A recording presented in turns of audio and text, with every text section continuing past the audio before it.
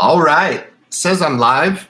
I think this is live stream number 54. I kind of wanted to hit up the financial investor and ask him what his record is for attendance on the Independent Investor Channel live stream. Honestly, he's actually part owner in this deal for sure.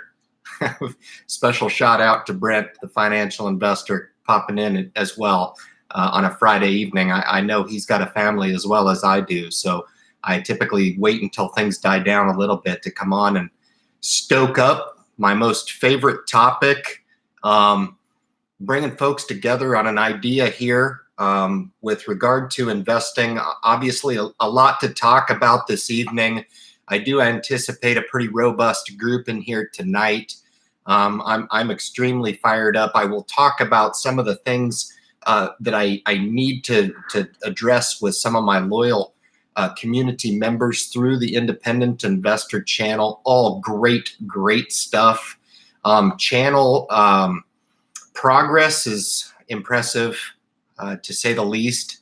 It's actually snowballing quite nicely. I'm just ecstatic. I really am. I'm very happy.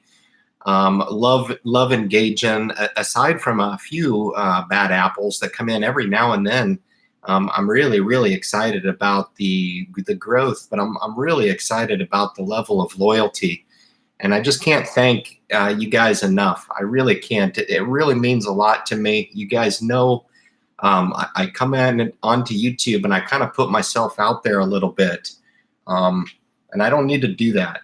I don't. I really feel like I'm taken away from the live stream. That's why I really try to stay on schedule where I can. You guys know that it takes something else to pull me away from the live stream. So I'm really glad to be with you guys tonight. I do still have some stuff going on, so I'm going to try to pull this off for a 2-hour window because I really enjoy it. I really do. I enjoy the prospect of the unknown coming on here and seeing the regulars in the community, but I'm just as interested as having new folks come in and throw their questions at me. I would have killed for this information when I was younger and had access to get an opinion blog, basically, which is what this is. I've got Bomba 2 in the group here. I'm new to investing, been in a little over a month and made a monumental mistake already, but not going to let it get me down. Building a solid foundation. I'd kind of like to know a little bit about what you allude to as far as a monumental mistake, and that way we can share monumental mistakes and we can move on. Monumental mistakes in the market can be avoided if you just kind of take a step back and evaluate everything surrounding the stock market before you even jump in. You don't have to be in a rush to get involved in the stock market. I've got Noella here. Just saw her pop in the group here. Just a special shout out to Noella, who is a very good friend of the channel. Actually been supporting the channel since its inception. I'm really stoked. I see the one and only Doug Whitaker in the group, which I kind of felt a little bit naked. I mean, I wasn't naked. I'm talking figuratively, not literally. But he was not part of the live stream last week, and felt like we were kind of missing part of the group for sure. Hopefully he can muster up some interesting stock offerings. And I'm not talking about, what is that company that went up 40% today, the meatless company or whatever it is.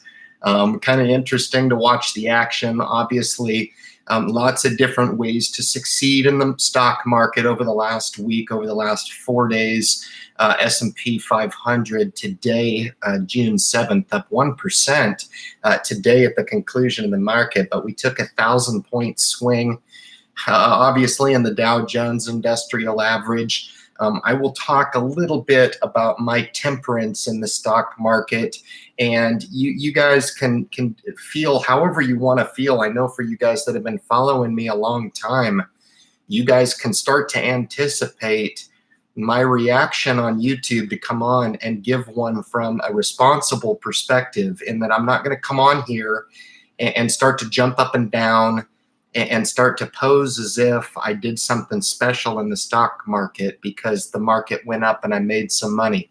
Okay. I'm going to give you a perspective that may really be refreshing to folks out there, because I'm looking to relate with folks who have a mind of their own. I really am.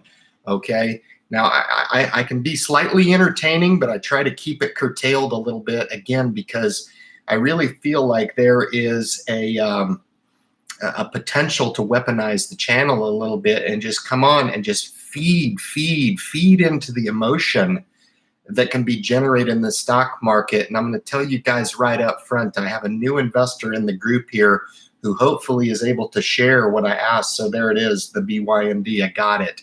So I'm going to take a look at that. But you know, for those folks, and even for the folks that are evolving as an investor, I get caught up in this sometimes, and I would encourage each and everybody in the community, as well as myself who's facilitating this discussion, to keep perspective. Okay.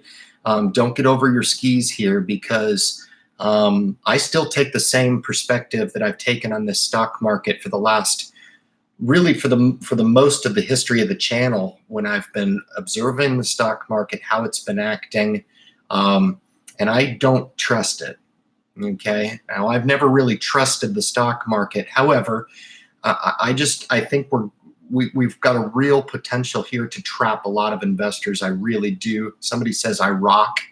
That's awesome. Actually, the real guitar is out in Oregon right now with my dad.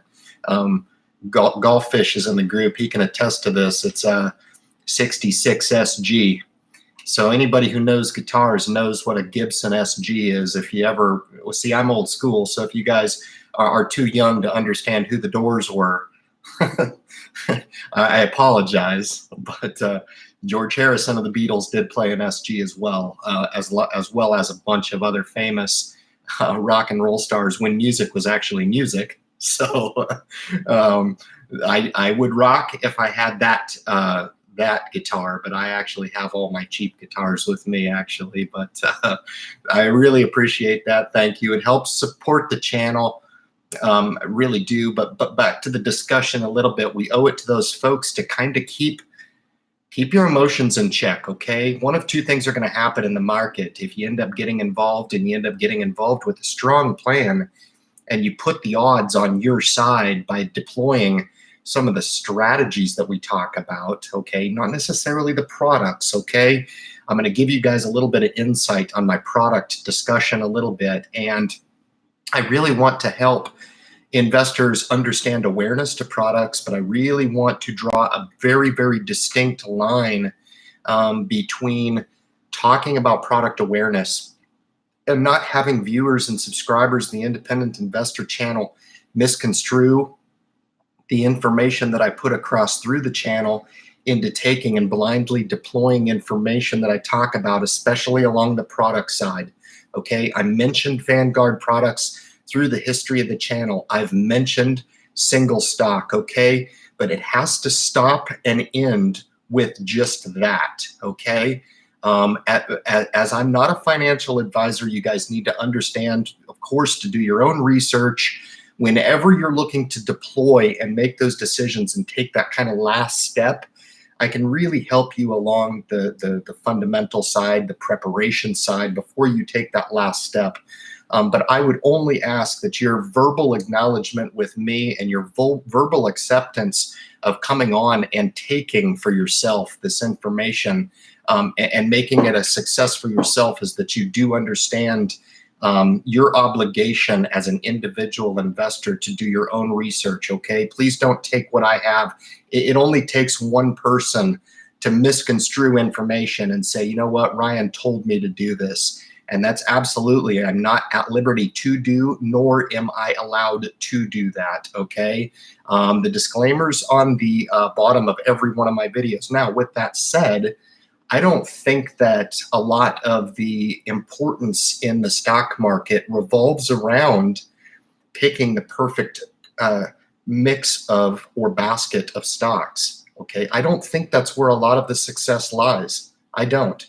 I think clarity and understanding of all your options out there is going to give you a strategic edge that I know there's people that are going to watch this live stream after I post it, or even some of the folks that make their way in here live that do not resonate with that, okay? And it's not your fault, because I didn't know it even existed for some many years.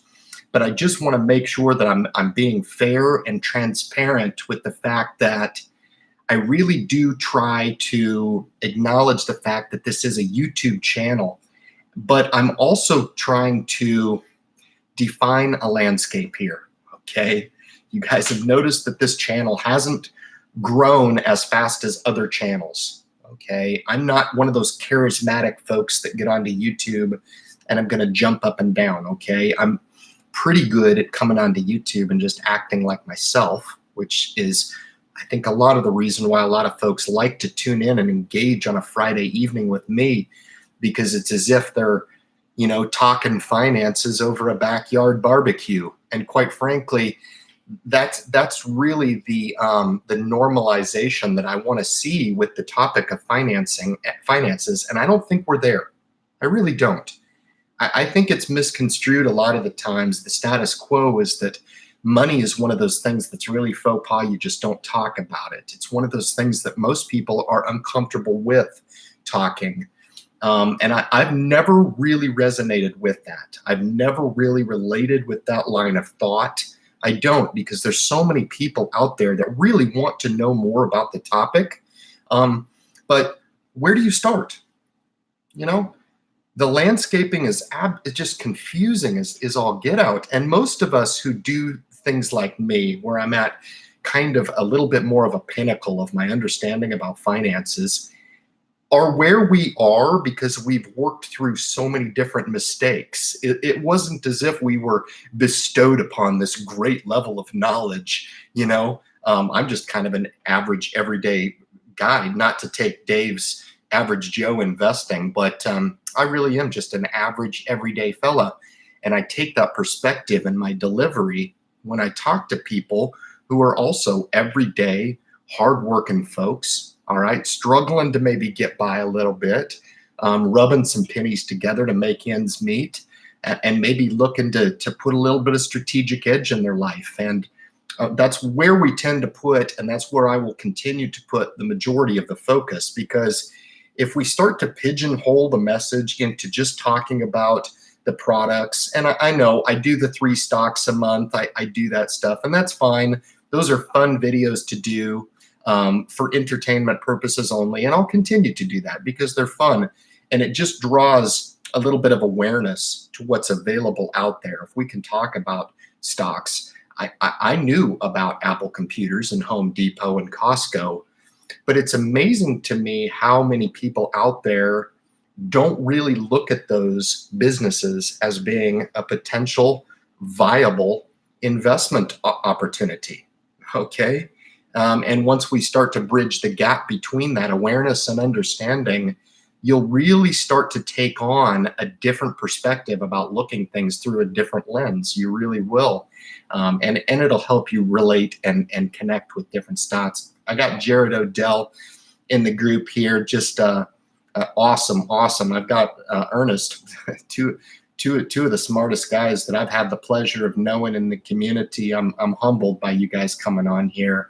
Hopefully I can live up and facilitate a discussion, a live stream 54 here on the Independent Investor channel. Really just a couple of very, very smart, savvy investors, different than me. Ernest is just wicked smart, and Jared Odell, from reading all of his threads in my Facebook group, he tends to come from a very, very deep, experienced perspective, and I really like that. There's no real substitute for experience in the stock market. That's why some of the folks that come on and they're new, like Bamba too, comes on and you know, hey, throw a little dare and join this live stream for a little bit. Maybe you don't stick around for the entire 2 hours. Maybe you set it up and let it play. That can be the biggest payment to me, honestly. But if I say something that triggers some sort of interest or gets your curiosity perked about the stock market, then I'm all about that. I really am. But he says people don't like to share the knowledge. I'm trying to minimize the idea that it's a secret society of knowledge. I'm typically blown away by, see, I'm not one of those guys that's down on analysts, okay? I'm just one of those folks that acknowledge that they're not perfect, they're not right all the time, okay? They would acknowledge that. Professional real estate, or excuse me, stock analyzers that analyze stock every single day, the technicians that are looking at stocks, that stuff intrigues the heck out of me, guys. It really does. I can tell you firsthand, I'm not one of those, okay? I have a very technical job with my profession that has nothing to do with the stock market, nothing. This is my release when I come on. What I will say is this. I think the perspective that I bring to the table is a little bit like this moon and earth analogy that I've got here, in that I feel like I'm very, very far distanced away from the norm in investing, okay? Now, for me, it's the most sane approach to the market. It really is. To me, it makes the most sense. What's amazing to me is that most people that I talk to are down on earth, and very, very few people that I ever talk to are out here on the moon with me. Okay, very few. And if there was going to be any motivation or any encouragement or any enlightenment or empowerment, is what I really like to push forward, is for people to start to gravitate toward the prospects of approaching the stock market in a way that I do.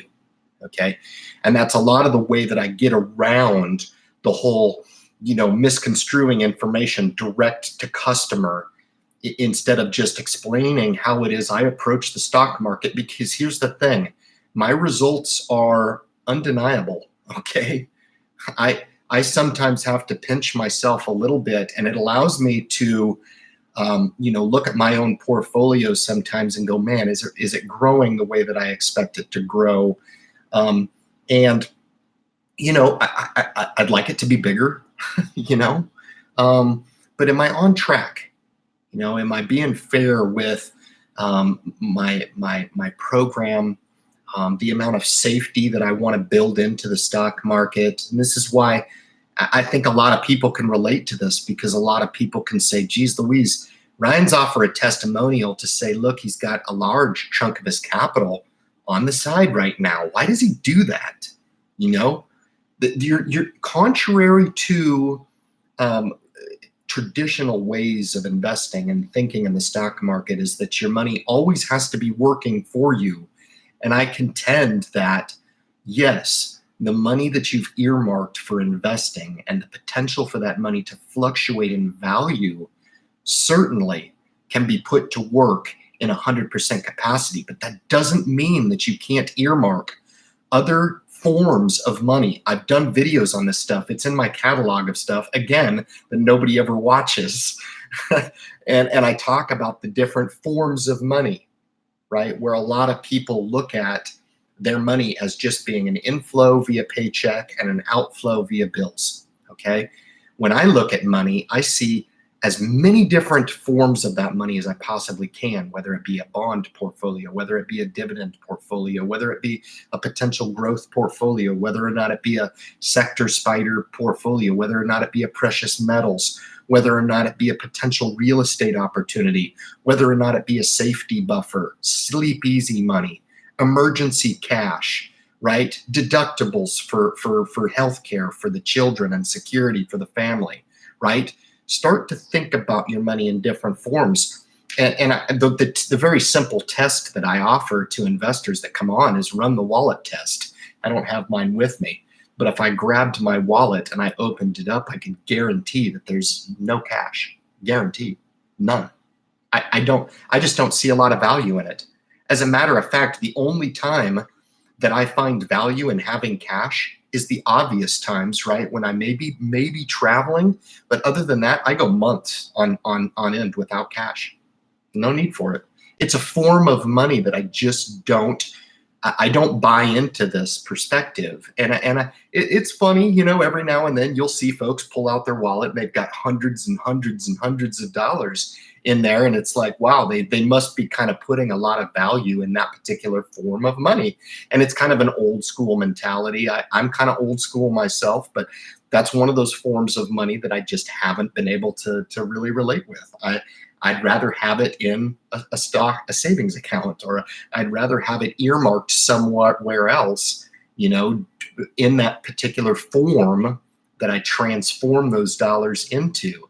And that's just giving you a perspective on kind of how I look at the forms of money. But that's kind of my 20-minute intro, guys. Just tickled.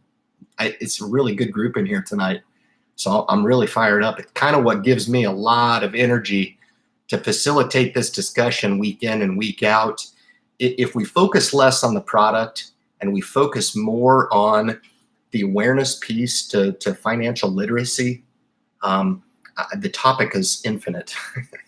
And I just had one of my family members, man, hit me up and was like, Ryan, you're the only one that does this on YouTube, and you're the only one that can do it. And I kind of put it in the description of this as well. And I'm proud of that. I really am. I love teaching. I really do. I love teaching.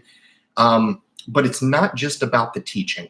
Okay. I am a results fella. All right. If I got on here and I thought I was teaching, but the results were very, very minuscule or nil, that would hurt my feelings. It would really hurt me, because your impact as a teacher or a coach or a mentor with regard to your subject matter, and correct me if I'm wrong, guys, this is my subject matter. I really like it. I do have my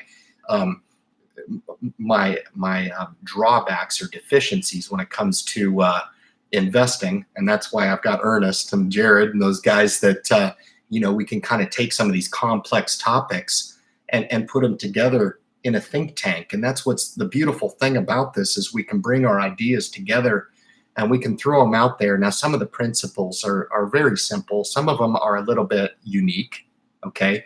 And I think the unique principles are the ones that are the most intriguing to new folks coming on. You know, some of the cutting edge stuff that we offer, investing for free. I mean, that's really cool. It's just really cool stuff. Being able to choose your products how you deem necessary, and seek that exposure free of charge. That's big. Okay. That has nothing to do with me saying, hey, here's how you need to invest. It's basically offering that and opening the door to say, this is what's possible, right, in the market, because a lot of people just don't know that those options are out there. All right. All right, man. Really good stuff, man. I'm going to start getting to the questions here if I can. You're doing a great job, Ryan. We need you to guide us. And that's really how I would tend to look at it, is more of opening doors. I really would. I would just ask you to be fair. You know, the ultimate, I wrote it on the board because it's one of those things that I did want to talk about, was that the ultimate responsibility does lie with you. And I'm going to tell you, you guys may find this reassuring, or you may not want to hear it from me. I know new investors would be like, dang, Ryan, you're scaring me. But it's easy to be euphoric in a time like this in the stock market. It's easy to justify why it is we're becoming an investor. You guys remember the video I just came out with recently that put the halt on selling, okay? Why did I do that? I wasn't telling you not to sell. I was basically saying initiate some level of rule in your portfolio, and what that allowed you to do was prohibit yourself from making a mistake, okay? I wasn't telling you not to sell stock. Now, in a roundabout way, I was, okay? Did it work? Yes, it worked. The rule to stop selling when the market gets volatile and starts on its downturn does two things, okay? It safeguards and locks in profit that you may have, or share bases that you have in particular stock, okay? And it prohibits you from selling when volatility kicks up and emotion has taken hold, all right? And there's nothing but good that can come out of it if you apply some discipline to this rule, and you'll come out of it the way that, now, it's not always going to be roses, because I seemingly released that video right on time. And hopefully at least one person watched it and was like, you know what, that's right. You know, I'm gonna test this theory, what this guy's talking about. I've built up a little bit of a portfolio. I thought everything was rosy, and look, here it is, the big downturn, right? And somebody comes across that video and is like, hold on a second, this guy's saying don't sell. Don't sell. What does that mean? I'm going to do that. I'm going to not sell. Now, it worked out this time. The market turned back north again, and investors were paid for staying the course, okay? Now, I'll have you guys know I did exercise my right to sell this time. I got well in excess of an $8,000 upturn. I was transparent with you guys last time. I told you I was down $8,000. In one 4-day stretch, I've come back $8,000. Decided to take some of that profit off of the table. Implemented every single one of the strategies that I talk about with regard to strategic buying. You guys know I picked up some VTI. I loaded up on it a little bit as the market was going down. I was willing to take that into a downturn. And I parlayed some of those positions today. I had a very easy 10-share position in the S&P 500. I parlayed some of that position today. Now, for you guys that are invested in the S&P 500 and you have smaller positions, it doesn't mean that you go and sell those positions because I just told you that I did, okay? What I'm saying is I have another $12,000 block in another account, in another pillar of my total portfolio that's continuing to work for me in the S&P 500, okay? So while I'm long on that position, I strategically buy the S&P 500 when I feel like it's down 7%. I thought, you know what? I'll take a stab here. We'll take an entry of the S&P 500, and that's what I did. I was able to take that on a nice upswing here this week, 4-day profit. Boom, I take it, right? Live to fight another day while those other dollars are continuing to work for me, all right?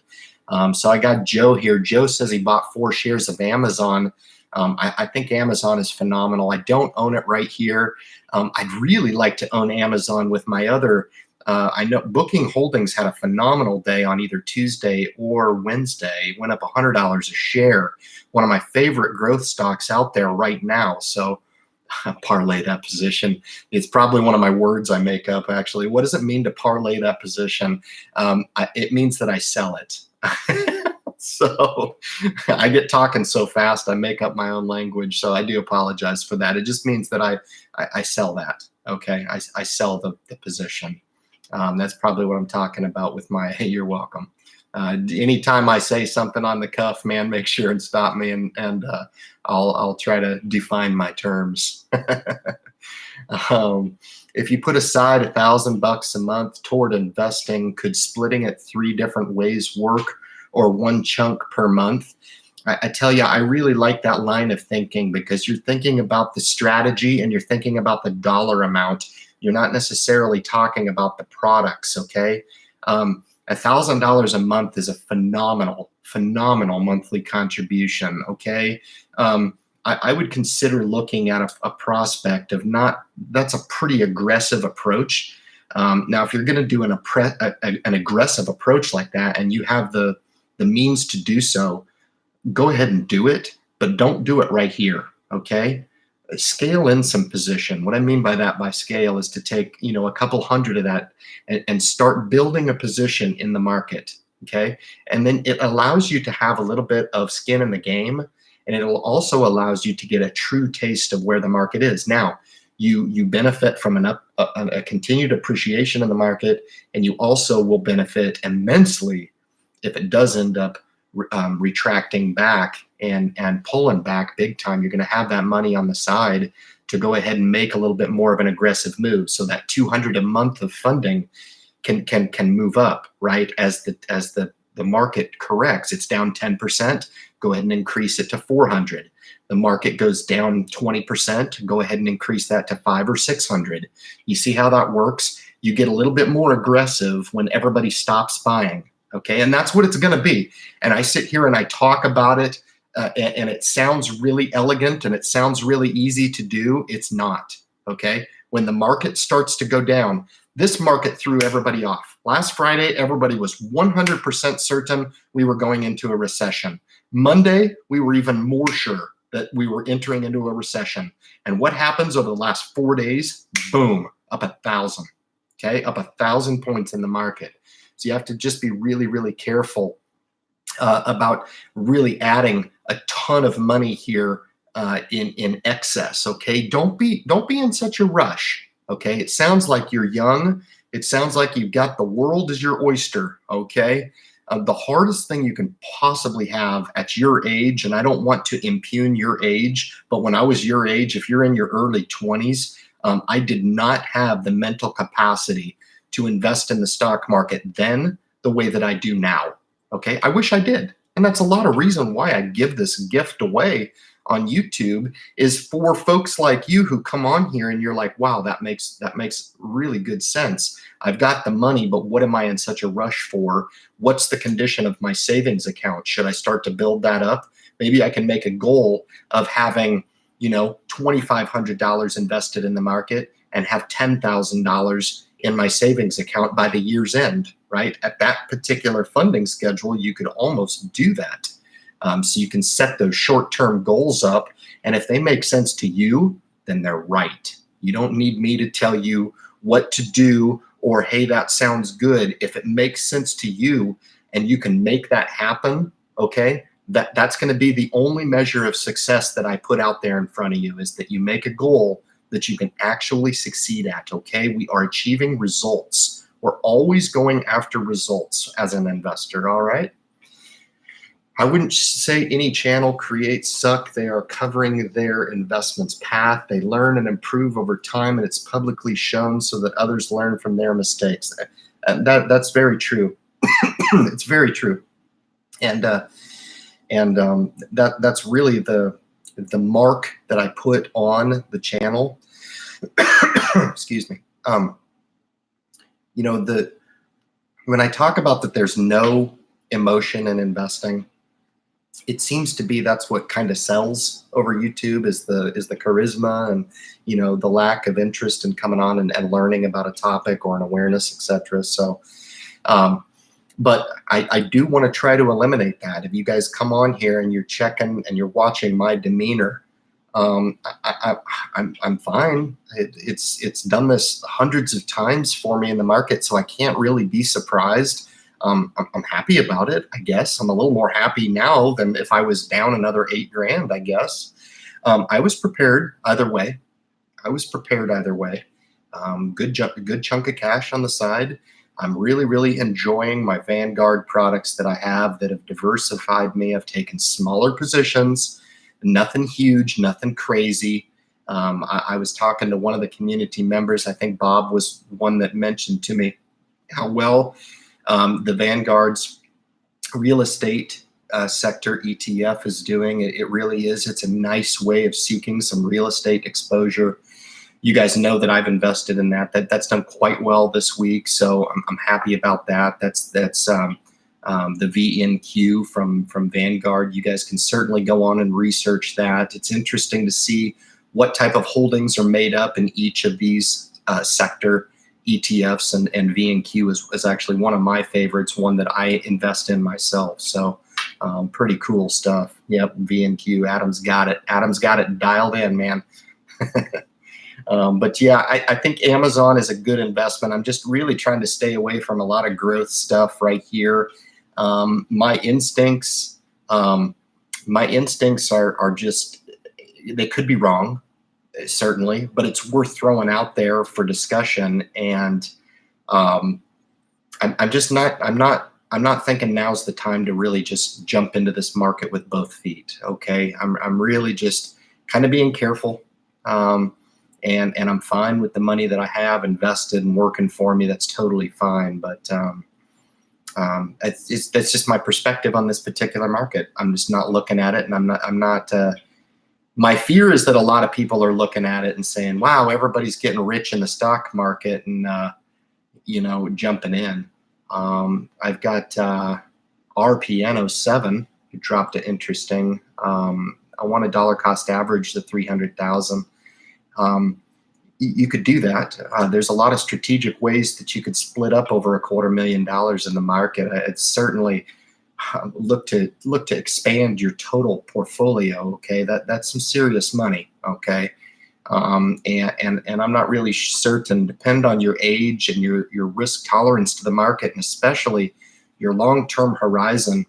Don't set yourself up to take a large haircut on that money now, because this market, I'm telling you guys, I've said it for the last 2.5 years, and the market has gone nothing but prove me wrong.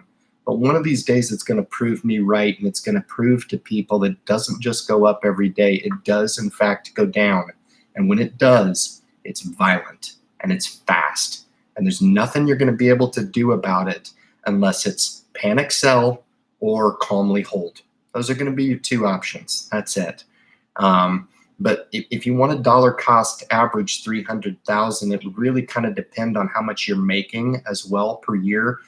If you are in fact eligible, I don't know where that money came from. If it's earnings and you're making more than 130,000 per year and you're not eligible for a Roth IRA, then okay, there are other options for you.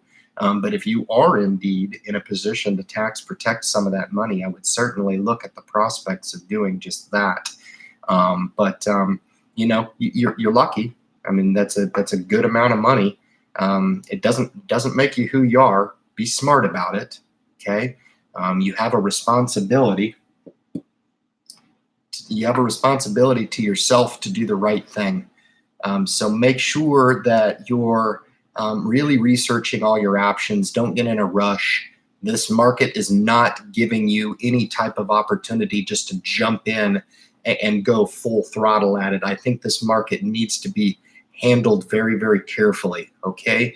So if there's a takeaway that you come from my channel, so you're my age, okay, I'm 42. I max out my M1 Roth each year. That's awesome. With dividend stocks, my time frame's 20 years. That tells me a ton. So you're hitting on all the right cylinders. You're still young like myself. You could certainly, in your position, look to start to DCA some of that. I would just make sure that whatever amount that you determine, you're being more defensive at this point than offensive. Okay, if that makes any sense at all, be more defensive than offensive. Why do I say that?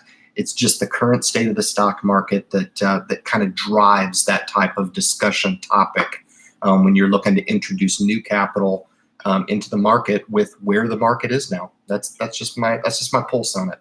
That's what I would do if it were mine, and that's exactly what I'm doing with actually about the same amount that you're working with as well. Okay, I'm actually strategically thinking about how I can maximize my strategic buys if this market does end up taking a real bath. Okay, that's where my mindset is right now. I'm not talking about the individual stock picks that I can buy right now. I'm talking about how I can maximize my $19,000 contribution if I get this stock market down to my TSP, which is my 401k. For a lack of better terms for you guys, know that I've got an employer-sponsored program that I contribute to as well. And I want to make sure that I can maximize that contribution if, in fact, the opportunity presents it. So that's where my mindset is right here. Right? I'm not going to be caught with my pants down when it does happen and not have any forethought to what I'm going to do. And I may just maximize and take my paycheck and do a maximum contribution to my paycheck for the number of months that it's above 30, 35, 40% in a recession, and allow those paychecks to max fund into my Roth TSP that I have with my work. So think about those types of things. It sounds like you're actually really starting to think about that. AVA says 25% in cash in these days. I'm a lot more than that. I really am. I don't typically even count my cash pillar. I count with the bonds that I have right now and the investing capital. I'm about 80-20 on the invested capital. Close to 200,000, and then the rest of it about 100,000. So about 35%, I would say, in cash right now. in all fairness. So not too far off where you are, but still a significant amount of cash. And I did increase my cash position today within the portfolio. I took some strategic selling as well, took some profit off of the table. Michael Hayes is jumping up and down because of the Mexico deal. That's pretty awesome. Any room for physical gold and silver? You bet. I got Bob Goldcat. It's a really awesome question. I love these fundamental questions that come through. I was just mentioning to my wife tonight about the prospect of adding 5% to the portfolio. I love the idea. I really do. Not necessarily from an investment perspective. I really like referring to precious metals as being more of a hedge, because you can't really think about entering into different denominations of gold and silver with the prospect of selling it for a profit. I think the idea, and I don't want to misspeak, I know I've got some very, very savvy precious metal actual investors, which I am not one, but what makes sense to me is buying the denominations of both gold and silver. What I mean by that is different forms, okay? Whether it be in coinage, whether it be in junk silver, whether it be in gold coin, even jewelry is a really interesting way of owning gold, because it's something that can be worn and taken out of the country, okay? There are books written on this, guys. So think about the transferability of the metal as well. But get back to my point, I think everybody should have a little bit of gold and silver in their portfolio, not to get too crazy, but I am absolutely an advocate, and it's really kind of the top 5 right now on what I'm looking at for adding some exposure to the portfolio. I would throw copper as an unprecious metal, or whatever the hell you call it. I like the idea of copper. It's just that my favorite vendor online is Provident Metals. They've been sold out of copper for a long, long time. They've got some really beautiful copper coinage on there that you can buy. Very, very inexpensive. So you're very welcome. I am a man. Thank you. I appreciate the question, man. I really do. It's a base metal. Thank you. It is. It is a base metal. I appreciate that. Yeah. But they're all sold out, and it'd be interesting to kind of know why people are buying that up so fast. I'm talking about 10-pound bars of copper, man. You can't find them right now. They're hard to find, at least on Provident. They're all sold out. Thank you, Ryan, and everyone for all the suggestions. Hey, no problem. You guys need to understand the real nexus of this live stream that we put on is really for discussion. It really is. There's no rules. I don't ban anybody from this live stream. People can come on and drop their hate if they'd like. Very rarely does it ever happen. And when it does, I just laugh. It's funny to me. But a lot of folks that are coming on from a lot of different perspectives. The common thread is looking to improve people's lives, whether it be a small degree, or whether or not it be kind of to a larger degree. Maybe I say something that motivates you a little bit. Maybe I say something that maybe give you a little bit of a different idea than you had before the live stream. Now we're talking, okay? I think social media gets a bad rap, and rightfully so. I think the news media right now, I think it's all weaponized. I know Joe would agree with me here. I know he would. But I just think that the news media is weaponized really to push out a bunch of garbage and propaganda. And this is an opportunity really for me to offer a testimonial to the masses about what I'm doing in the trenches. This is ground level stuff. This is what I do. This is absolutely what I do. And I do give myself a little bit of credit for having the courage to come on and offer it and be transparent with folks that I don't know, okay? Some of you guys, I tell you what, you've been supporting the channel for years, but a lot of you folks that have come in here, I don't know you, and this might be your first live stream that you're catching, and hopefully you can really relate to the fact that I don't want people to come on and accuse me of being fake, okay? That'd be the last thing that you probably should get from me, because I can tell you straightforward, this is very, very real. I've got Travis Stewart, man, that's come onto the channel within the last year. Pretty awesome, man. Just a devout, really savvy investor trying to empower his program, certainly. What are some good precious metal stocks to buy? To be quite honest with you, and I just give you my opinion, some of the folks that have a little bit better insight on the precious metal stocks, I will defer to those folks. I'm not going to answer that. What I will say is I would prefer to own the metal outright.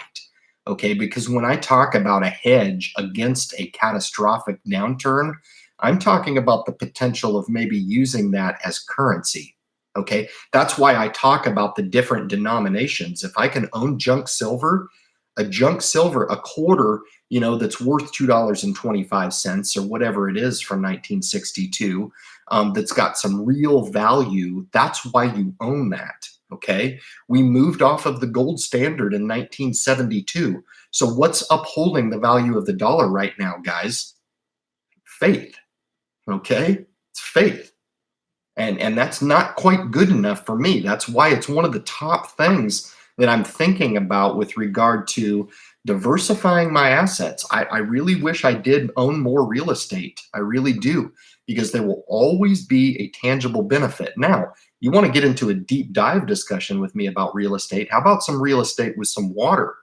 How about the ability to make its own power, right? How about the ability to live off the grid? Okay. How about the ability to capture some solar energy? How about the potential of having some batteries and some generators? Now that's value.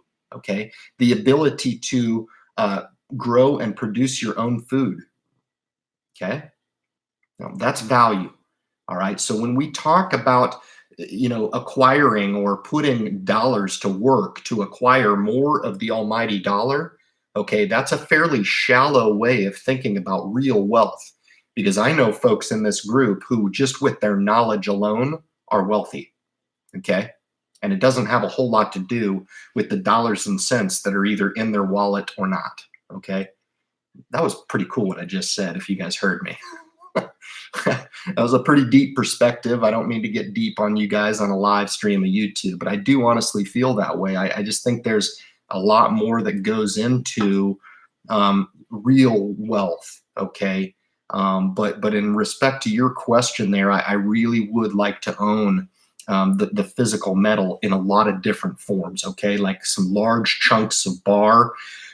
I've heard of real estate deals going down during some of the real estate crises in the past. I've heard of some of those deals going down with actual physical metal, and that's what changed hands as currency. So some interesting stuff. To be quite honest with you, man, this is actually one of the things I really like about cryptocurrency. Okay, I really do. Now, as far as owning it in my portfolio, not so much. I'm not into it now. No way. However, it is absolutely creeping in as being a recognized form of currency. And the very thing that gives it its value is the rarity of the coin itself, okay? I'm not going to talk about anything other than Bitcoin, okay? But I really do like the idea of the value that is basically within the integrity of the transaction. And I think that's what a lot of companies are resonating to now, is the ability to basically guarantee the integrity of certain transaction through blockchain. I think it's really intriguing. Okay. Now, as far as being a viable investment, you guys can do your own homework, but you know my perspective on that. Be careful. All right. All right. So anyway, but do you just buy bad, hold the gold, or resale? Yeah, that's a kind of a buy and hold. It's one of those things that I wouldn't buy precious metals for the sake of buying it and selling it for a profit. I really would look to buy it and hold it. And that would be something that would be very, very simple for me to buy with the intention of making it generational wealth. I really would. That would be the aim, to establish a nice collection of generational wealth of all denominations of precious metal. That would be my goal. That would be my idea of seeking that real value in that small piece of the portfolio. So really good question. Thank you. I've got Iman name in there. E-man name. Some of these, you guys are probably messing with me, man, with some of these screen names. But anyway, I got Mike O. Ryan, do you think you could qualify and reveal the lifetime capital gains you've had investing? That might be too complex to manifest. It would be. It really would, because I take a lot of short-term profit. I was just talking to Bob, who said he sold a position at 9%. And the question there becomes, well, in 50 days or 17 days that you own the stock and you take a 9% return over that time frame, that's where it becomes really, really difficult, because from a framework perspective, you're looking to gain, right, 8 to 10% year over year. We've talked about this many, many times. That's what's keeping you ahead. But when I talk about generating wealth in a portfolio, that's what I'm talking about. I'm talking about, honestly, just the mechanical exercise of buying and selling a stock, even at 2 or 3% within a tighter time frame, allows you to really accelerate your bottom dollar wealth, okay, in a portfolio. And for that reason, it would be very, very difficult. I'm not saying not possible, because it definitely is.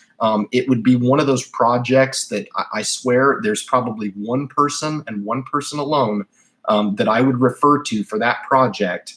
And I'm happy enough to know him in the Facebook group, and that's Ernest, no doubt about it. And I think if there's been enough information that's been talked about during this live stream, perhaps maybe he can talk about that a little bit, the difference between an annualized rate of return and a return that is made that is lesser of a percentage but is made in less time, okay? And what the real impact of that money is if you're able to take that money, put it to work, and accumulate more shares, because ultimately that's what I do. I take that profit and I roll it into other names. But some of those other names may end up taking a little bit of a retrace and adjusting down a little bit. Does it mean that that's a losing position? If I looked at it from a year-over-year perspective and that position is down, it may appear as if it's hurting my portfolio, when in fact, I've generated those shares within the portfolio basically with house money, okay? So I've created something out of nothing, in essence.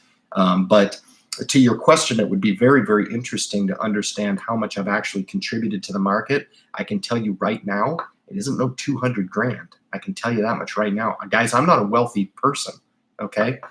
I started the portfolio just to kind of help you get some perspective on this.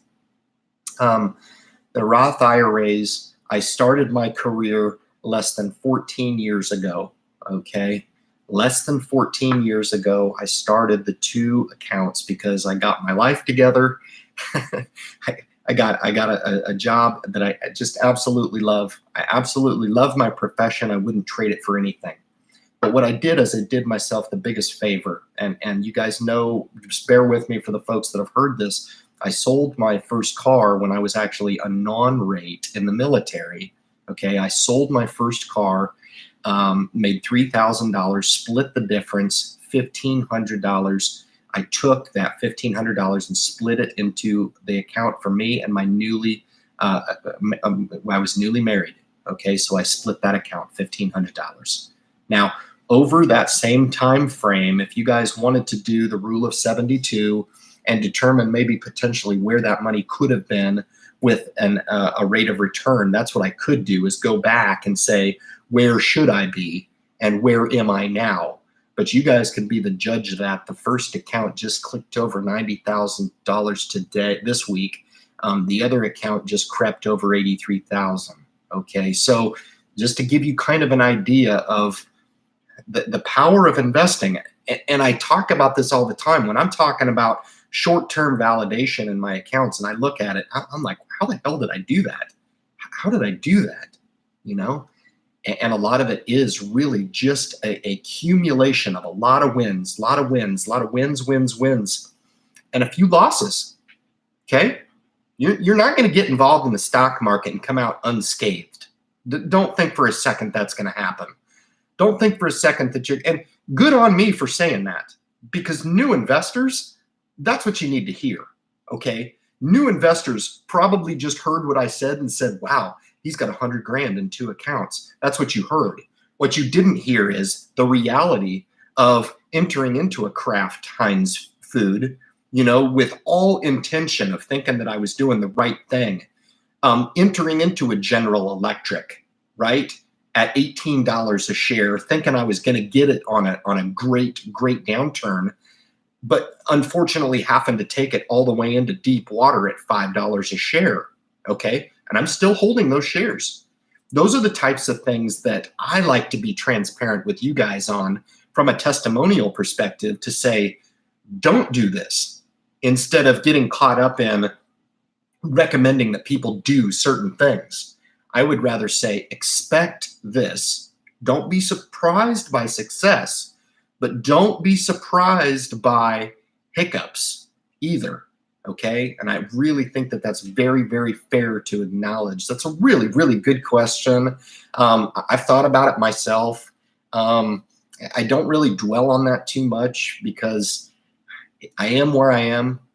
There's not a whole lot I can do about it now at 41 years old, other than continuing to do what it is that I'm doing. And, the portfolio has a nice mix and makeup of sector exposure. It's got a nice mixture of total market. Most of it's represented, if not all of it exclusively, by Vanguard total market type of products, and been very successful at doing so. A lot of good dividend investments in those portfolios. And it's been a long and winding road. It really has. But in less than 14 years, that's what we've been able to do. Okay. So look at how many doubling cycles that money has gone through, starting with $1,500 and now approaching that $100,000 mark in two accounts, right? I do fund the accounts. I've max funded the accounts probably for the last four or 5 years, I think. So there's 4 or 5 years right there of a max funding schedule. So there's definitely been some baseline contributions, but I've absolutely manufactured a lot that I roll back into new shares. And that's just how I do it, okay? That's just how I do it. If I'm wrong, I'm wrong, but that's just what I got. While raising a family is quite impressive. Yeah, so I think it's a fair statement. I got Mike O I'm responding to right now. I think that's where I kind of define success in that it's the distance between what it is that you make, okay, and the degree of separation between what you make and what you kind of have in way of your financial security, whatever you want to call it, okay? I don't really consider success somebody who's been bestowed upon money, okay? And I'm not down on that. That's fine. But you have to understand my perspective on this. Your ability to really transcend what it is that you're supposed to do with your earnings potential and what you can actually do, that's success right there, okay? And that's hard to do. It really is. The chips are kind of stacked against you if you're making $25,000, $30,000 a year. Now you can do it, man. You can do it, okay? There's a lot of folks all over the world that are doing it, all right, because they have a very, very keen perspective and a very grounded perspective. They're thankful for everything that they have, but the chips are stacked against you, okay? But don't think for a second that just because you're making 6 figures a year that I'm going to give you the blessing that you're automatically successful. Sorry. If you want to have a deeper discussion with me, certainly send me an email and we'll discuss it one-on-one, okay? But you need to get over yourself if you think because you make 6 figures, you're automatically successful. Because I may point out some things in your particular program to where you're giving away the freaking farm. I see this all the time, okay? So it really is relative, and I do appreciate you pointing that out. I really do. I'm very proud of that. And it's a lot of the reason why I keep a lot of pay dirt on the side. It really is, because there's no way in hell I could take my entire net worth and throw it in the stock market. No way. No freaking way. I just don't come enough from money to say, look, I'm going to inherit an empire someday. I can just put all my chips on red, and let this thing ride. Nah, man, no way. I just don't think that way. I can't think that way. And Contrary to a lot of people that may look at me and say, you're crazy. How can you have that much cash aside? It's not working for you, blah, blah, blah. I don't care because it works for me. And that's what I want you guys to understand is what really works for you guys is what's gonna be the program. And that's really what we try to do is really provide this framework because there's nothing illegal about me talking about the framework. Nothing. Nobody's going to come back and say, this guy was talking about diversification. You know, this guy was talking about risk tolerance. You know, he told me to try to identify some risk tolerance in my life. You know, he said I should pick a financial goal. Nobody's going to come back and have a problem with that. Again, in this world, I'm not surprised if there are people that come back and say, what are you doing? You crazy. You can't do that, you know?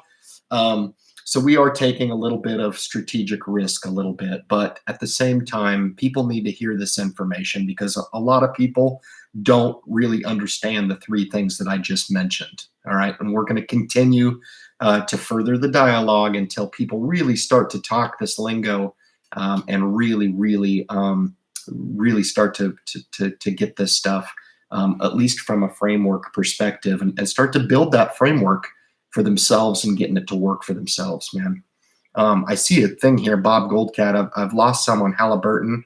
Gonna hold. I'm down pretty big actually. In my first trade account, I bought Halliburton. I'm fine with it. You know, Schlumberger and Halliburton are both the premier players in the oil services industry. I like Schlumberger. The problem is I've taken Marathon Petroleum in such deep water. Chevron, Royal Dutch Shell, those are seemingly immune. ExxonMobil is finding a base right here. So I'm happy with those are all existing holdings of mine, by the way. But Halliburton, I do own a fairly small position, I think 20 shares. And I think I'm down 20% or so. So yeah, absolutely holding. I'm not selling Halliburton. I'm good. I'm totally good. It's just that oil's oversold right here. If you were going to do anything in the energy sector and you don't have any exposure to energy, maybe you're looking at taking a little stab right here. Okay. You don't get all day to think about these moves. And, you know, right now I'd take a stab at energy. I really would. That's I like it. It's one of my favorite sectors. And I've taken some energy names into some deep water. I will say on the same token, I own Kinder Morgan in the exact same account. I do own Marathon Oil as well in the same account. So those are, you know, those are a couple other names that are a little bit buffer. KMI's up 15%. So I don't know what's going on specifically with Halliburton other than just it's out of favor. And this is what happens. This is what happens. We need to start talking as if this is the norm. And you just happen to hit on a holding that I actually have so I can comment on it. But I'm good. Yeah, I'm good. Yeah, Halliburton's an awesome stock. I mean, we're talking $80 billion market cap company, one of the premier companies. I'm good with it. I'm really good with it. So anyway, I've got good looking honky. That is probably the coolest thumbnail name I've ever seen. That is very, very funny. Peter North here.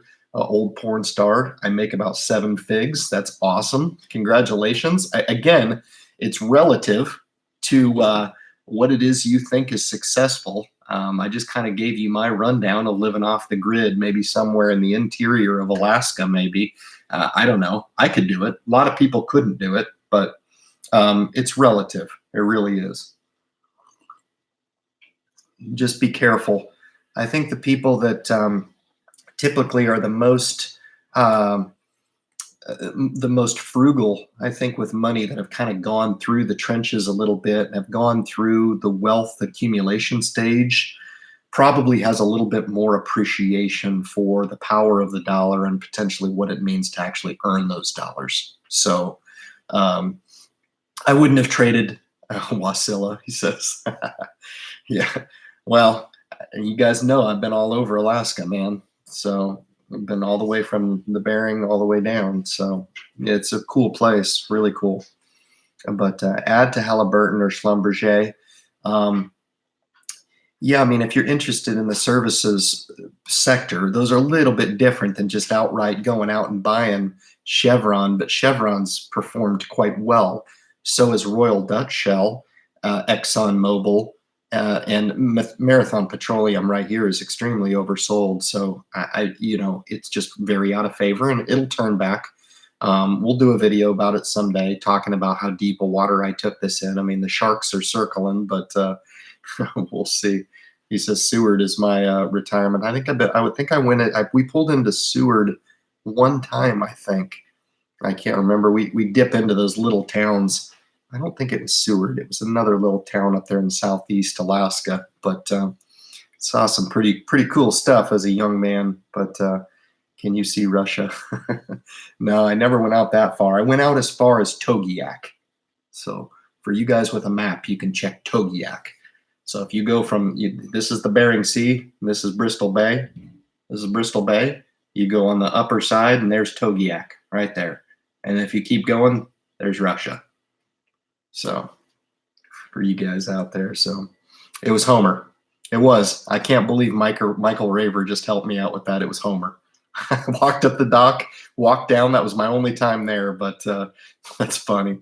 That's really funny. He plucked that out of my head. That's really cool. So I've got Roy Goody here at the bottom. It seems like investing in one stock, J&J, for 30 years plus will make you rich faster than the S&P. It will. It will. And I believe that wholeheartedly.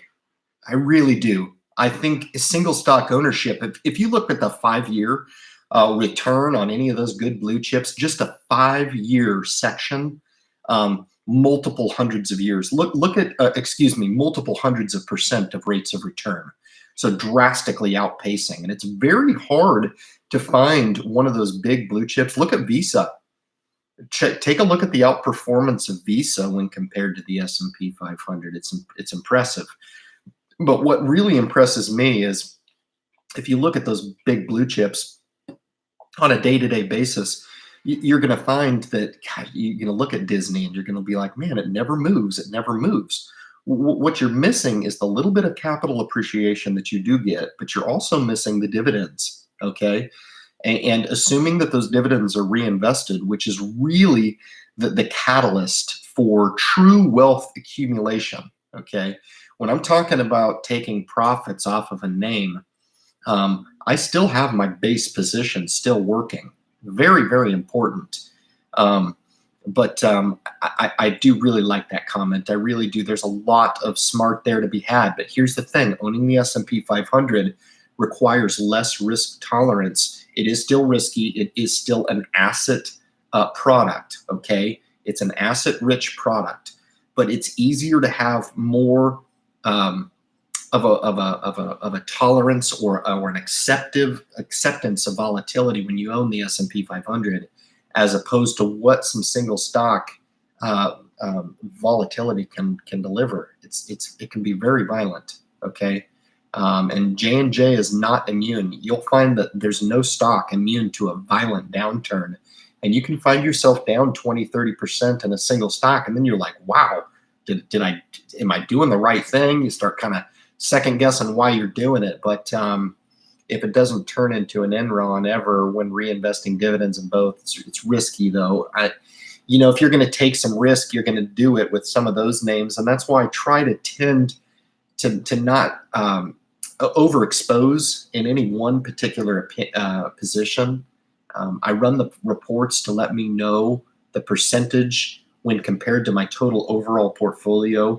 And I've said this many, many times, there's not one holding that's more than, I don't want to misspeak because I haven't run the report for a while, but I can guarantee it's way less than 5. And I would go out on a limb and say that it's probably way less than 3%. 3% is probably my largest holding. And the largest holdings being my bond holdings as well. I had one comment saying that bonds weren't good right now. Bonds are on fire.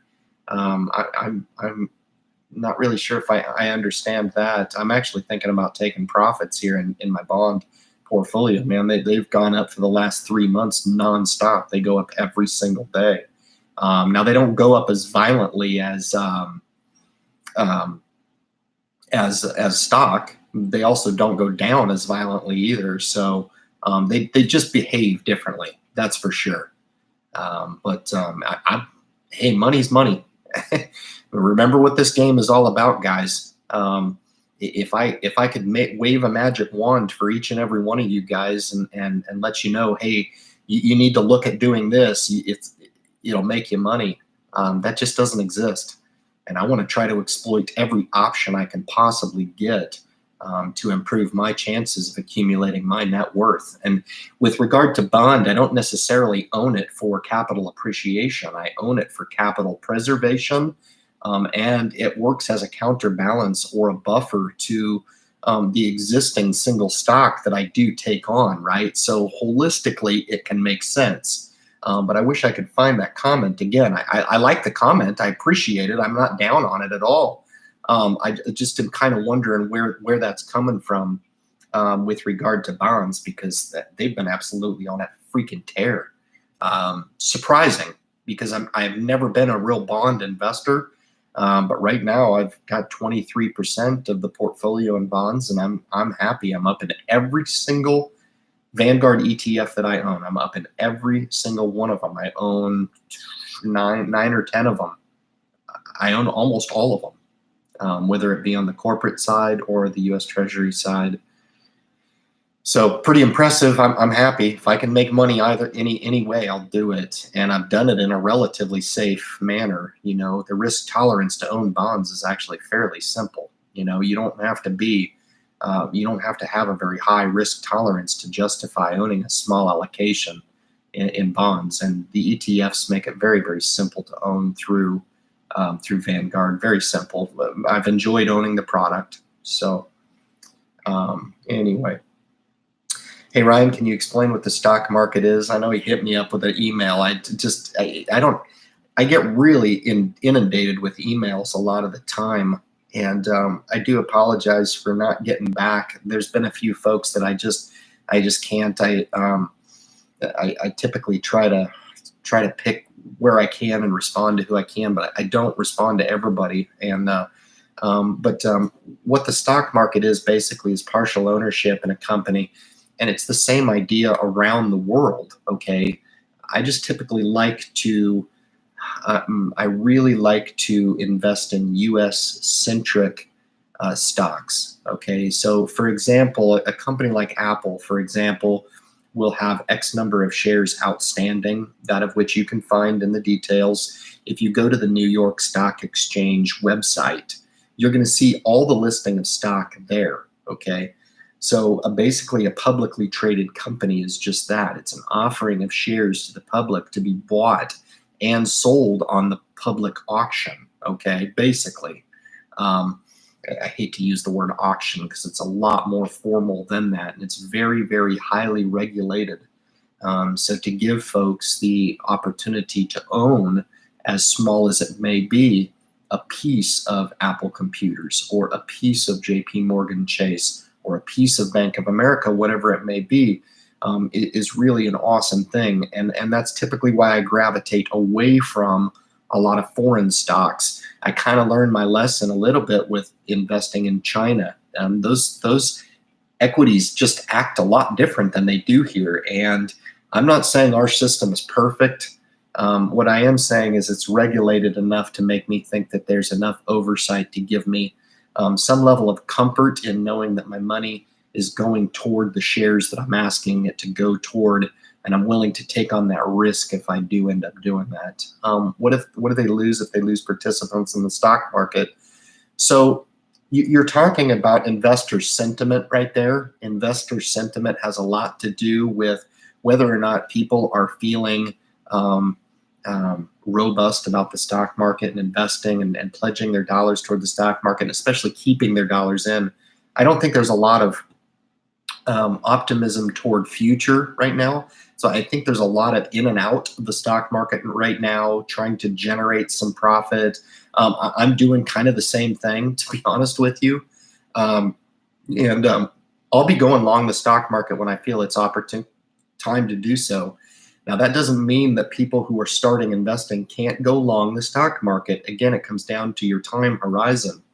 But for guys like me who've got a little capital, and capital preservation is an aspect of what I'm trying to do, it's fair for me to acknowledge that I don't want to just take on a bunch of risk with the amount of capital that I have. So the amount of capital that I do have at risk right now, I'm comfortable with, and that's where we're going to remain. So hopefully that answers your question. You know, it's kind of an inhuman thing to think about the stock market and just investing in shares of stock. You know, what does that mean? What is it that you mean? And it's one of those things where I kind of put that up here, I think, in the tangible and intangible.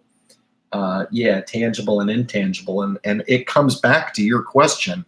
You know, real estate being a tangible investment, but an intangible kind of is that stock.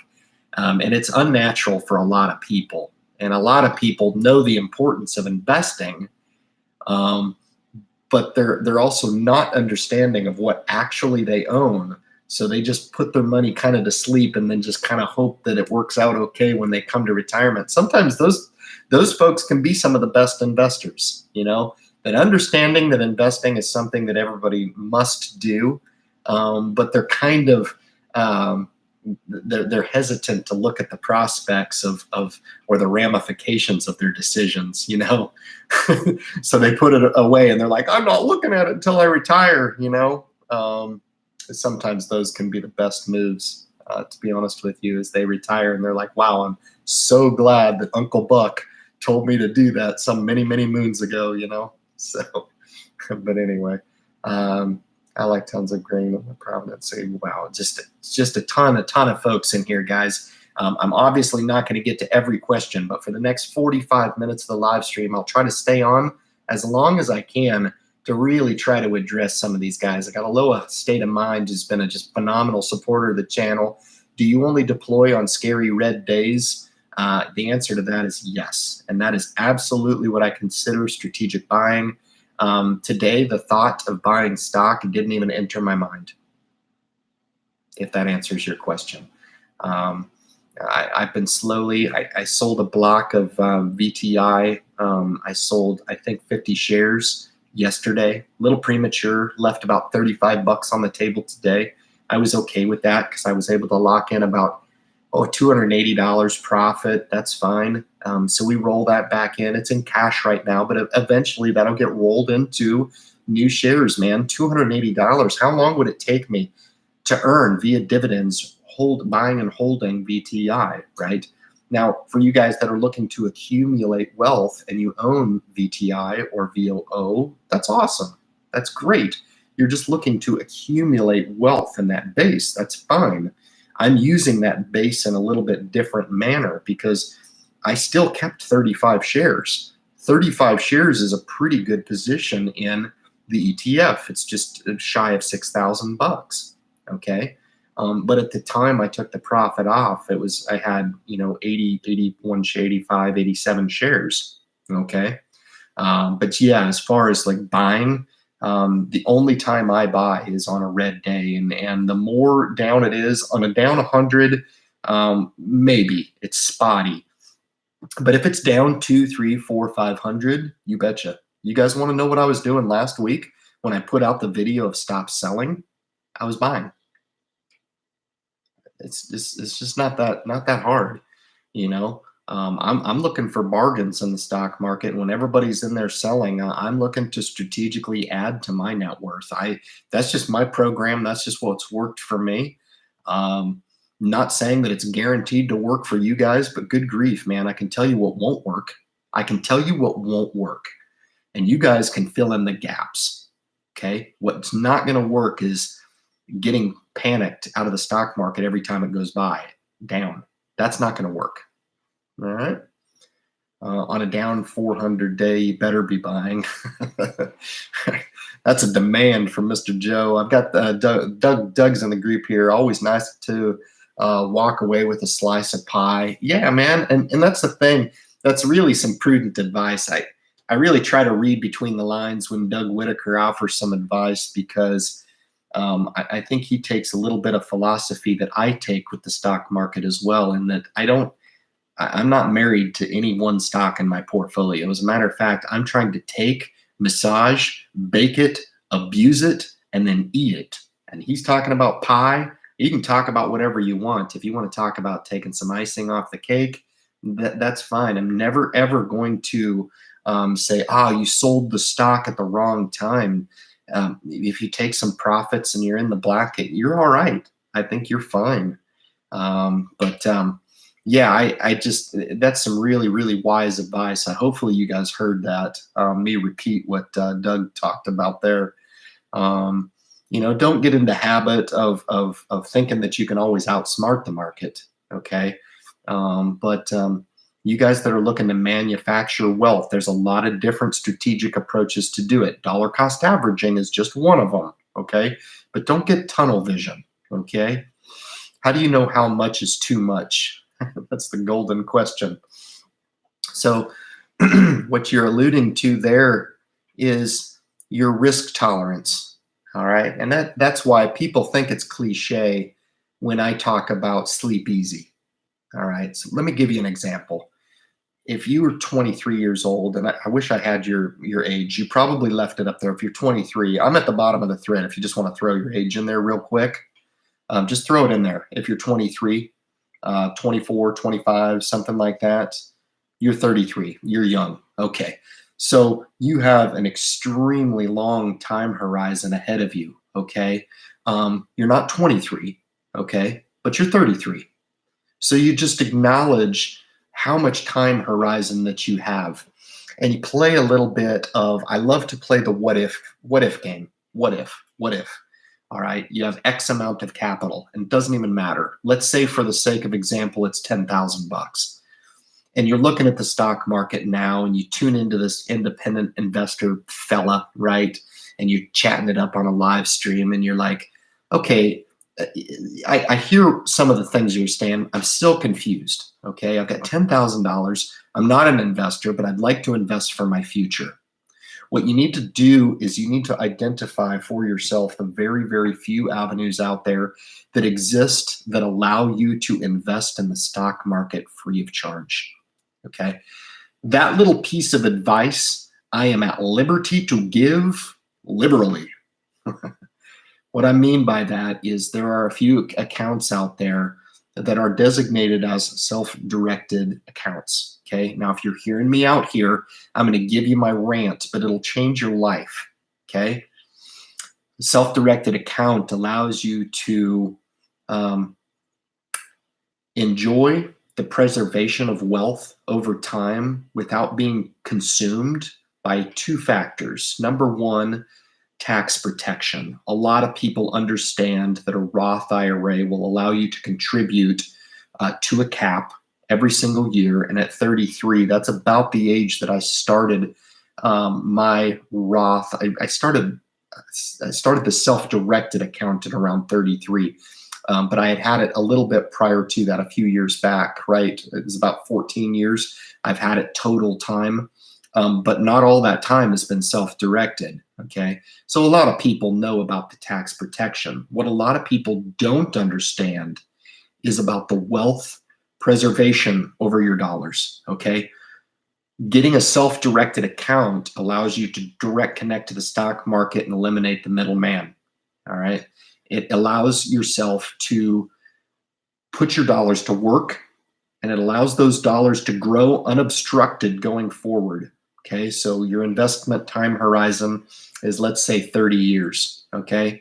In 30 years, you can really make a nice dent if you're aggressive on this program, knowing that those contributions are going into that account, okay? And every dividend that you ever get paid, every dollar of appreciation that you earn, every single bit of money that's contributed to that is protected and will contribute to the compounding effect within that account. Now, you want to set up the dividend reinvestment. You know about that. That's very simple to do.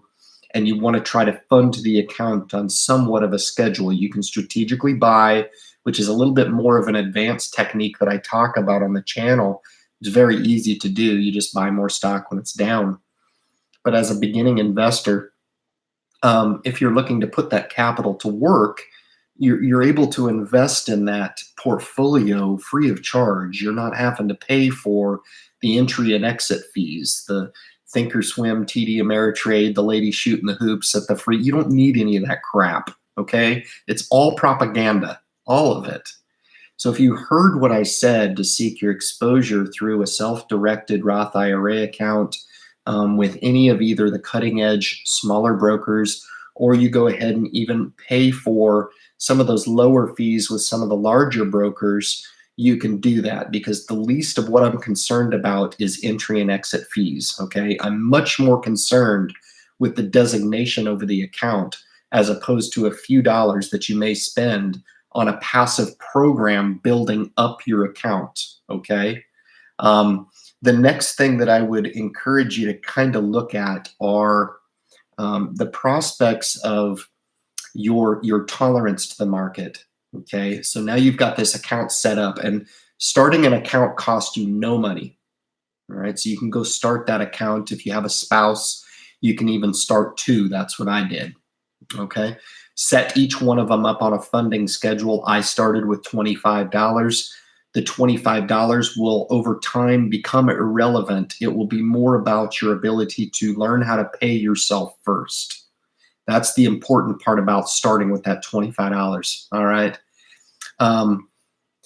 Once you get all that set up, then we get to the point where I'm not at liberty to talk about you know, what you need to invest in. That's the one step that you're going to have to kind of take on your own. But from a product awareness perspective, we do a very, very good job of exploiting those projects out there that are really just a player's champion product, honestly. Stuff that a financial planner is not going to recommend for you. They're not going to sit there and recommend that you invest in a portfolio full of Vanguard products, because Vanguard is a company that's owned by the investors, okay? That's why those products can carry such a low cost to ownership. So what I would recommend you do is sometime this evening, maybe even now during the live stream, is pull up the Vanguard's listing of ETF products. If you want to invest in index funds, you can certainly do that as well. It's a viable option, okay? So my connecting you with the prospects of a great account, the prospects of introducing you to self-directed investing, and the benefits of doing that through tax protection and wealth preservation going forward, it gets you into that, really sets you up for success, in that I feel like you could probably trip and fall on your face in any of these few products that we kind of talk about from an awareness perspective on the Independent Investor channel, and succeed. Yep. So hopefully that helps you.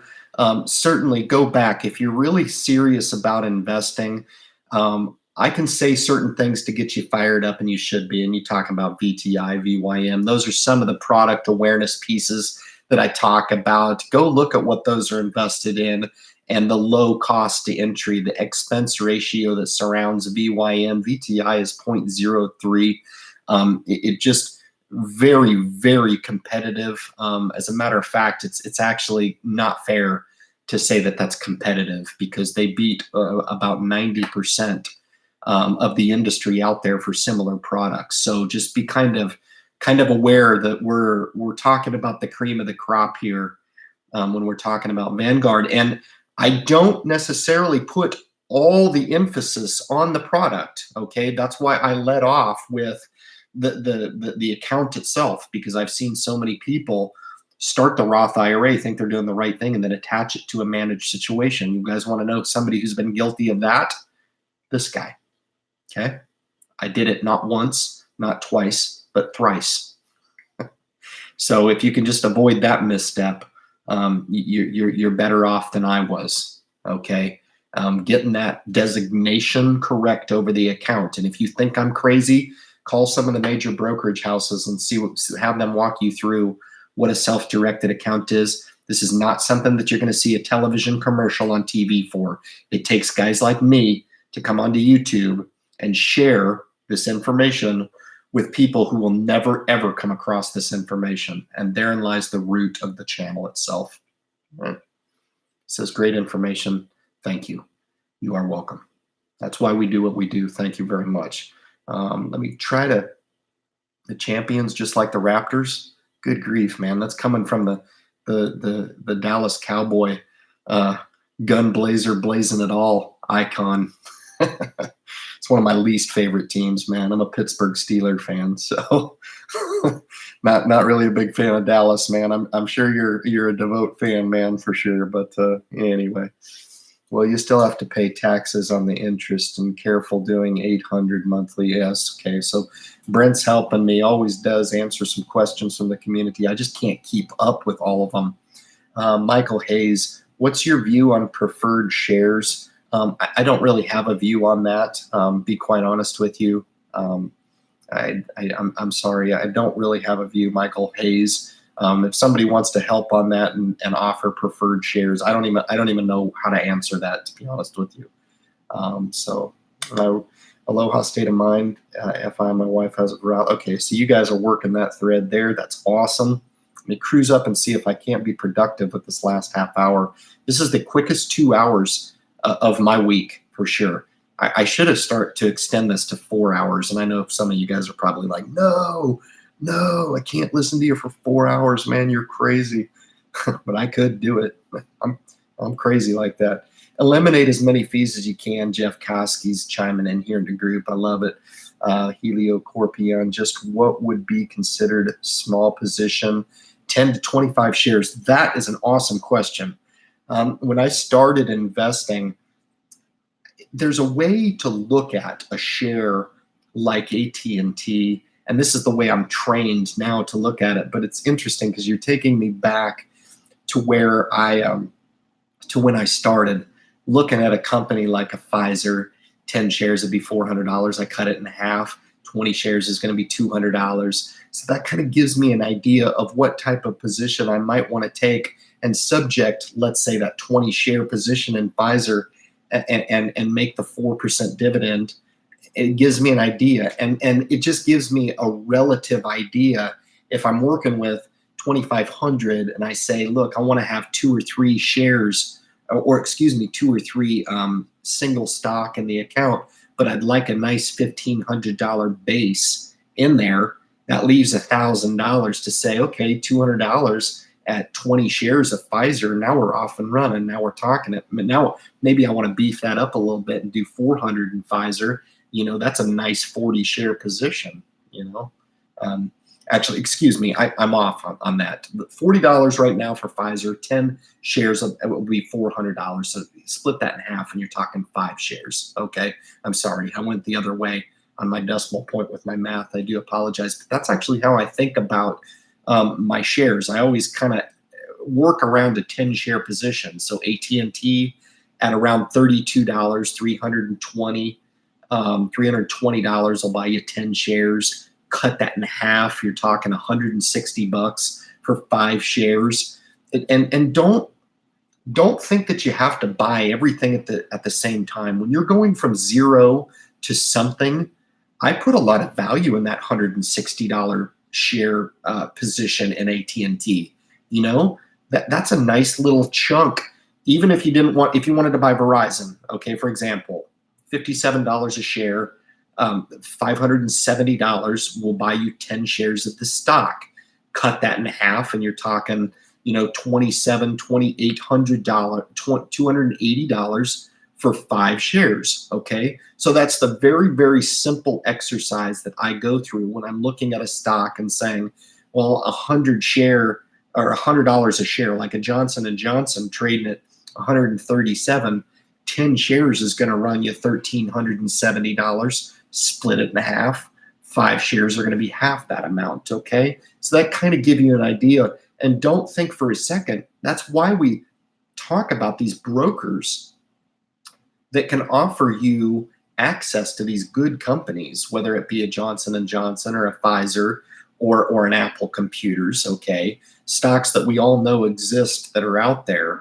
But it does save you some on the entry if you just want to buy one share of the company. What's wrong with just buying one share? All right, if you're with either M1 Finance or First Trade, both of those investing platforms allow you to scale into your portfolio as you deem necessary, okay?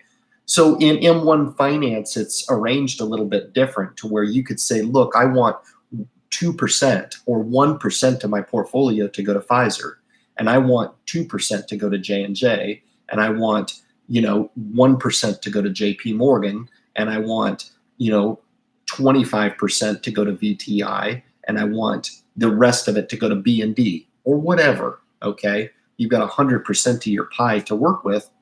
You could do that, and you could adjust that over time as the portfolio grows. But don't try to just buy the entire stock market at the same time. Don't try to do that. Give yourself an opportunity to accumulate wealth over time, and that'll be the best way of approaching that. But your question is a really, really good one. I really like that thought process because that's something I kind of breeze over, and I haven't really thought about it for a while. But I'm in the habit of looking at, an Amazon 10 shares is $18,000. Half of it, $9 grand. That's just the way I think now. When I look at a stock price, Google, I do the same thing. Approaching 1,200. Okay, 10 shares would be $12,000. Half of it, 6,000. That's just the way I do it, to give you a little piece of insight from how I look at that. So really good stuff. The cash, you break it up in different CDs. You could do that. There's all kinds of different things you could do. You could do online savings. You really could. Right now, I'm drawing kind of a low interest, and I'll think of something to do with it. Right now, I'm not really in that big of a hurry to just have my money spread all over the place. There's some really good CD options out there to make a little bit of interest on that money. I'm just kind of monitoring it, and that's a really good idea. I probably should do that at least to outpace inflation a little bit. But remember when I told you I kind of have a plan earmarked to where if the market does end up turning south really heavily, I'm going to be making some aggressive moves, and I'll be living off of my cash while my paychecks go to my retirement. And I'm prepared to do that move tomorrow. I have no problem doing that. So anyway, let's cruise on here. I want to scan through here. Ernesto's in the group. Ernesto Alvarez is very, very long-standing channel follower, and just a very devout follower of the community, and just appreciate the heck out of your perspective as well. When I buy stocks, ETF, index funds, I do knowing I'm keeping them for at least 20 years. That's my plan. So that really helps eliminate a lot of the guesswork, honestly. If you're honest with yourself and you're like, you know what, my goal is to do this, and this is what I'm going to do, it really helps a lot to abide by those rules. And it gives you the best opportunity to succeed in the stock market if you can do exactly what Ernesto's talking about there. Very, very important. That's my plan. And when things get shaky, I always remind myself about the end goal. That's a really smart statement. I really like that. Kind of the comment of the night. And new investors really need to hear that. It really does take some maturity to actually not only talk that talk, but to walk it as well. Okay. So kind of keep that in mind. It's the easiest, most difficult thing you'll do in investing is do exactly what Ernesto's talking about. So I break that. I break that rule sometimes. I really do. But hey, to each his own. And I'm human. I'm not perfect. But anyway, you should have been at Lincoln's inauguration. You tempted to skim off any of the top. Good stuff. I'm cruising through here. That was a really good. I'm really glad you came on, Bombay. If that is your first time coming into the Independent Investor live stream, I hope I didn't throw too much at you. But I don't talk down to people, and I don't patronize people. I just talk to people, and that's just the way I roll. So hopefully I was able to say the right things to help you in your quest of getting going, man. You're super young. But I will tell you, it was about 33, 34 that I turned the page and discovered self-directed investing. And that's a story in and of itself, that of which I won't tell tonight on the live stream, but really, really good, really, really good stuff. I've got Artemio Campos in the group. I get this question all the time. Ryan, do you know when a stock is on sale or is a bargain? The best way to tell that, honestly, is the price to earnings to growth year-over-year ratio. All right. It's referred to as the PEG ratio. If you've heard that terminology, I don't want to speak investing lingo with you. If you're not familiar, if you are, you know that a PEG ratio less than a factor of 1 typically will be indicative of a stock that's undervalued. Check the PEG ratio right now on Baidu. Alibaba. Okay, so basically it just compares the earnings that are projected to be earned compared to the current stock price. You have to be kind of careful when you're valuing a stock, because valuing a Bank of America is a little bit different than valuing a Google. Okay, and even looking at one of my favorites to talk about that to not invest in is Tesla, but it's a good example of one of those stocks that somebody could make money on. It doesn't necessarily make it a good investment. Okay, it may account for a good trade, but I tell you what, in my experience, if I can ball it up for you and just give you an answer from my perspective, there is no right or wrong answer to this. And I know that there's technical charting that you can look at. There's fundamental investing that a lot of investors gravitate to. Fundamental investing, okay, which means you're gravitating toward those companies that have proven over time that they can pay back shareholders in way of a dividend, whether it be a Johnson & Johnson or a Home Depot, some of these really well-run companies. A lot of investors will invest based on the stewardship or the way that they run their companies.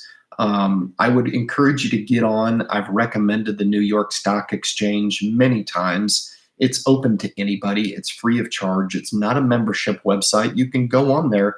You can put any stock that's represented on the New York Stock Exchange, and you can read all of the financial statements. Okay, you can read the balance sheets. You can read all the financial reports on there. I've typically not got into a habit of doing that and relying on it as a strategy. I don't know if it's my own deficiency, but I had Marathon Oil, Marathon Petroleum, absolutely pegged, and it's down 30% right now. What did I do wrong? Nothing. It's just, that's the nature of the stock market. And if I could answer your question and give you the 1, 2, 3 of evaluating a stock and being right all the time, then none of us would have to come onto the Independent Investor channel and talk about this stuff, because it really does take a little bit deeper understanding to identify a potential opportunity in the market. I find that a lot of my success comes from my ability to pay attention to the market. I do really keep track of where stocks are, where stocks have been. I know Tony Robbins came out with an interesting perspective on the stock market, in that stocks are typically always usually fairly valued. Okay, everybody's out there trying to find the stock at the perfect bottom. And that's really not a very realistic way of approaching the stock market. If you want to buy Apple Computer, go ahead and do so, but just try to take your opportunity where it's presented. And if you've paid any attention to Apple Computers, for example, over the last 2 weeks, it's provided that opportunity for you. As short-lived as it may have been, it may have provided that entry. If in fact you're looking to take a long position on Apple, and I don't know what the PEG ratio is on Apple Computer, but just to kind of give you an answer, that right there is a topic that you can write a book on. It's that intense. But don't think for a second that you're going to get a fast and swift way of just getting it right every single time with your stock. I've really found that the best way for me to invest is to invest in a company like Disney, because I love the company and I love the stock. I can look at the financials. They have a load of debt. AT&T, same thing. Is that any reason not to invest in it? Does it make it a bad investment? No, it doesn't. So a lot of factors in play there when you're looking to evaluate whether or not a stock is a buy or not. And if it bothers you that much and you don't want to invest in single stock, or you do and you just are not satisfied with your capability to pick good entry into stock, go with your blue chip option. Start there. Okay, so many people want to look for the next best thing. Those biopharma companies out there that are trying to find a cure for rare diseases and things like that. Don't do that. Start with your nice large companies that have paid a dividend, and step into some of those value names that are out there and available to new investors. All right. That's a good question. Who doesn't like dividends? I like dividends. They're awesome. So we've been going for about an hour and 45 minutes, and I am losing my voice. I'm not drinking enough. Not drinking enough juice.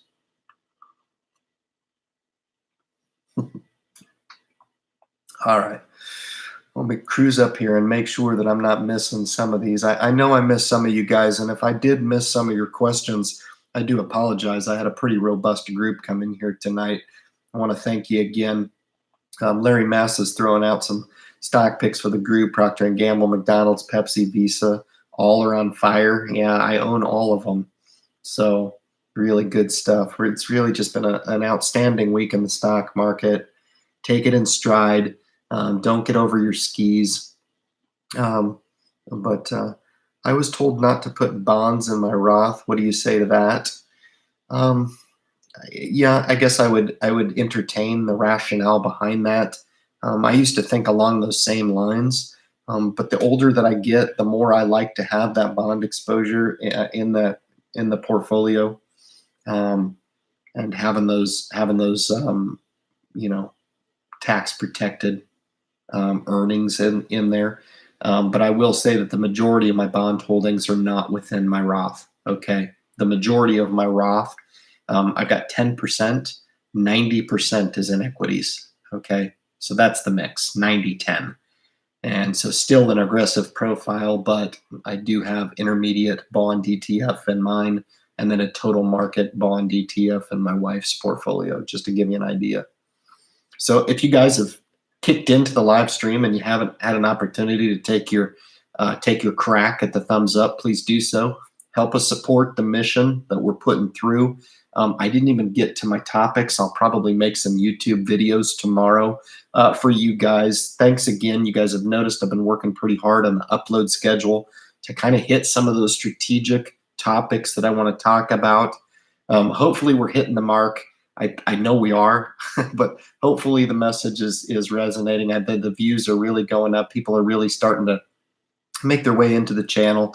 Again, I would just like to ask everybody to really support the idea of looking at the channel as just an awareness piece, and not necessarily a Ryan recommend this and I do. That's not gonna be the success of the channel. The success of the channel is going to be from opening your mind a little bit to the prospect of new ideas in the investing world, and what it could potentially mean over time for you guys that are starting. I had some really good discussion with some new investors that have come in here tonight and joined in on the movement that we're trying to start. And make no mistake, the movement that I'm trying to make is to try to bring these people on Earth out to the moon with me.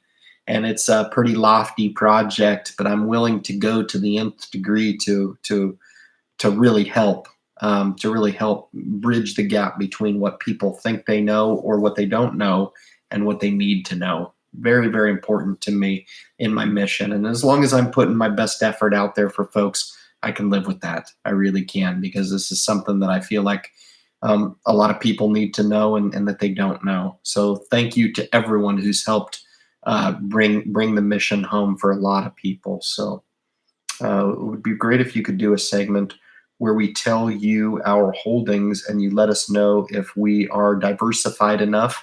That would be fun. That would be something that I could do for sure. Honestly, can't comment on whether or not you need to increase your exposure to one or the other. I really do want to try to steer clear of that type of dialogue. And there's so much other stuff to talk about. It's not really where I put a lot of value. You guys know that. And I mean that. I have a lot of rationale as to why I think so many people try to overthink, getting a perfect valuation on a stock or picking that perfect stock at the bottom. And I think you can win in so many different ways by having a more holistic approach. But I do like the idea. So if you want to initiate that, I am down. That would be really fun, kind of like a Jim Cramer. Are you diversified is what it sounds like to me. I think that'd be a lot of fun. And I could do it rapid fire. If you guys want to throw them at me, man, I'll do it for you. That's probably what you guys were doing down here, is throwing these picks at me. So good stuff. I want to cruise to the bottom and make sure none of my other channel creators, I know there's some stuff here, other folks that have popped in, but certainly want to shout out again to Financial Investor with Brent with the channel. Honestly, if I were to say his record or ratio, he's probably 53 for 54 out of the live streams. I don't think I've remembered one there he's missed, man. And I can't tell you that I've got that level of devotion. I don't. And I just appreciate him coming on and helping out with the discussion. It really, really, really helps me a lot to keep the discussion live on the side and get some of those questions answered for some folks as well that direct them right to Brent. So thanks a lot, man. I really appreciate that. Nothing but love for Disney. Yeah, that's a tough company to own, man. I love my Adventures. I love my Star Wars, and I love my Disney parks. I love even the water parks they have, man. Nobody does it like Disney. They're doing a great job. They're doing some great stuff, man. So let me cruise up here and make sure that none of these comments just bounce out at me. I've been locked in for the last 2 hours, so I get kind of punchy at the end here. My border collies are here with me. They say hi. That's awesome. The dogs. I got a couple subscribers to the Independent Investor channel that are border collies. That's awesome. I love those dogs, man. Very cool. Living in another country that's cheaper cost of living can double your net worth instantly. Something definitely to consider. And that's a really, see, I like that outside the mind. So when I used to fish in Alaska, I used to work with guys that would go to the Philippines and live. Guys that would go to Costa Rica to live. I worked with a lot of free spirits in my life too. I do consider myself one of them. I just happen to be confined by the parameters of a fairly normal life right now. But we will definitely open the floodgates someday. I'm crazy like that because you guys that have been loyal to the channel, I'm crazy enough to really actually want to get to know some of you guys and maybe do some sort of retreat. I wasn't kidding when I said that many months ago. I'm not kidding. And I'm crazy enough to make that stuff happen because I just think we're all trying to walk through life and do the very best we can. And the cool thing about social media, which I wasn't a social media guy all the way up until I started the Independent Investor channel and got on Facebook for the first time and dabbled with Snapchat and hated it. I still haven't figured out Instagram, but I do think there's a core root of, if you asked me, hey, what do you think of social media? I would respond and say it's amazing power to reach people. Now, there's a lot of garbage out there. There really is. It's opened up the floodgates for a lot of garbage.